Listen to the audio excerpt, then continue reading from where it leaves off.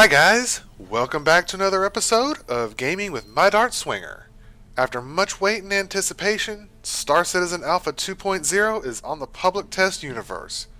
Also known as the Baby PU, 2.0 brings with it a ton of new content and some changes. As a reminder, this game is still in early alpha, and the footage in this video is from the test version of the alpha server.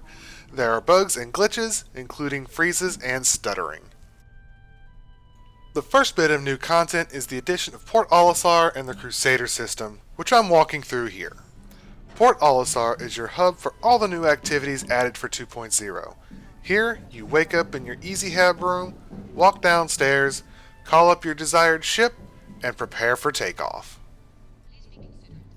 Just as with everything else Cloud Imperium has released in Star Citizen, Port Olisar is beautifully done and highly detailed, right down to the trash scattered around your room and the common areas.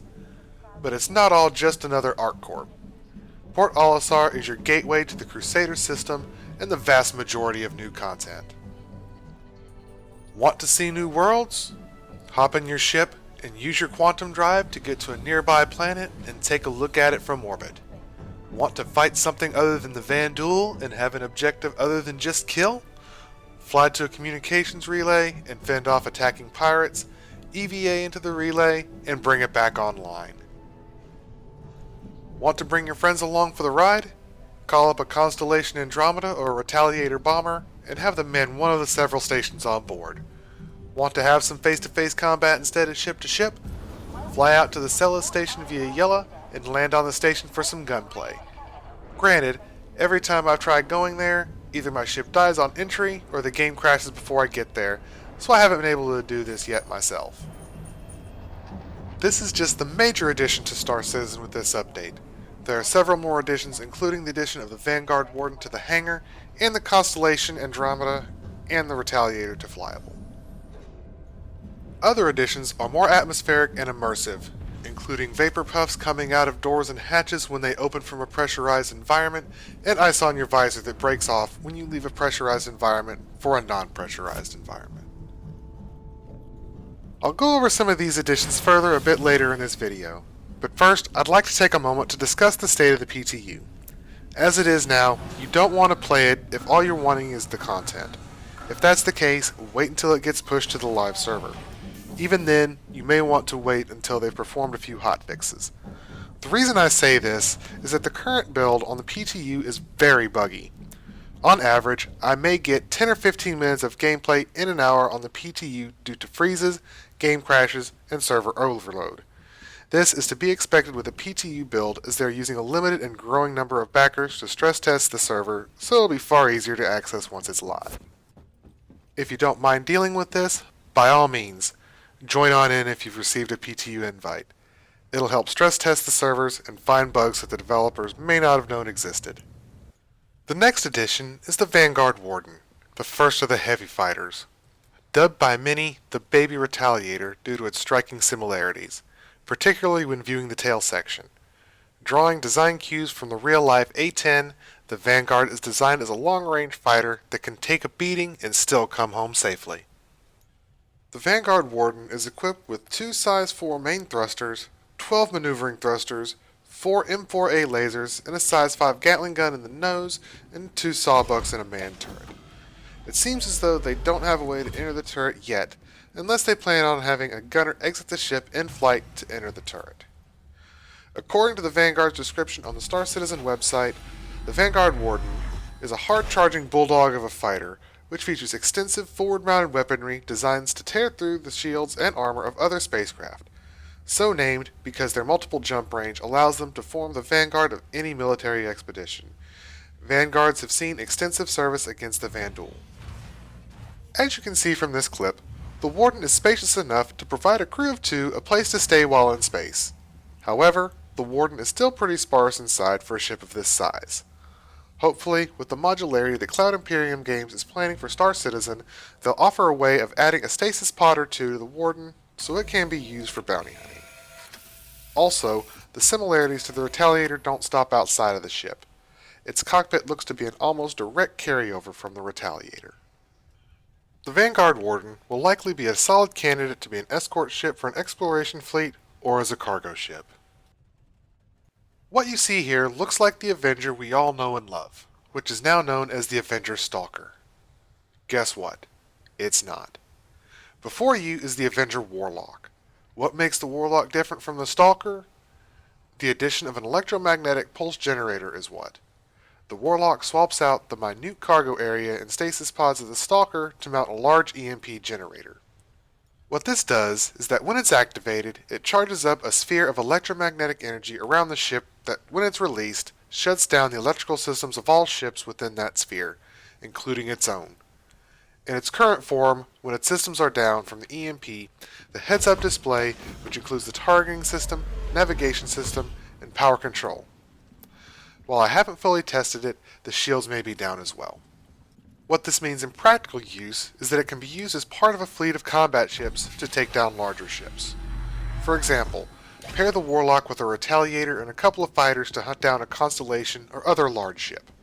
Let the fighters take care of any escorts the target may have, then have the Warlock get close to the target, activate the EMP, and get away from the target quickly. Once the target's systems are down, the Retaliator can lock on with his torpedoes and take down the target before it even knows that torpedoes are on the way. And now what you've all been waiting for, multi-cruise ships and open world travel. Once you load into Port Olisar, head to the terminal to call up your ship, then walk out to the pad the terminal tells you it's going to be at. Here, we're at pad A9, walking out to my Constellation Andromeda. The Constellation Andromeda is a moderately sized, multi-crew, multi-function cargo ship that is well armed and can carry a sizable amount of cargo. The Andromeda is equipped with 4 size 5 main thrusters, 8 size 8 maneuvering thrusters, 4 forward-facing M5A lasers, 4 turret-mounted Rhino lasers, 28 size 1 missiles, and 20 size 2 missiles. Here's what the Star Citizen website has to say about the Andromeda. The Constellation Andromeda, a multi-person freighter, is the most popular ship in RSI's current production array.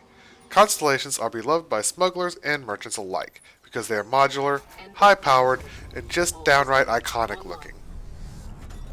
In this clip, I'm out looking for a fight to test the Connie's combat prowess. Once I lift off the pad and fly clear of Port Olisar, I engage the Quantum Drive's navigation system to search for a communications array to fly to and fight some pirates. Once I find one, I engage the Quantum Drive. While I'm talking about it, the Quantum Drive is how ships travel within a single star system in Star Citizen. Once there are more systems in the game, we will travel to those using jump points and flying through those in a minigame. While there are other places to travel to in the Crusader system, I chose to only include this one communications array because of frequent crashes and freezes. As a matter of fact, I had to cut this clip short because after that, the game started to freeze more, making it more difficult to play. Not only that, but it eventually crashed to the desktop. Upon arrival at the communications array, I activated another new feature, the Afterburner. The Afterburner increases the ship's top speed by about 75% for a short duration. I do this to get into the fight a bit faster. While the Connie isn't particularly maneuverable nor fast, it is maneuverable and fast enough to keep an Aurora in its sights long enough to combine its M5As and a missile or two to take it out. When fighting, I've noticed that by default, the gimbals are not locked, so every time you maneuver the ship, the weapons aim away from the center pip. I fly with a joystick and without head tracking, so I like to keep my weapons fixed forward.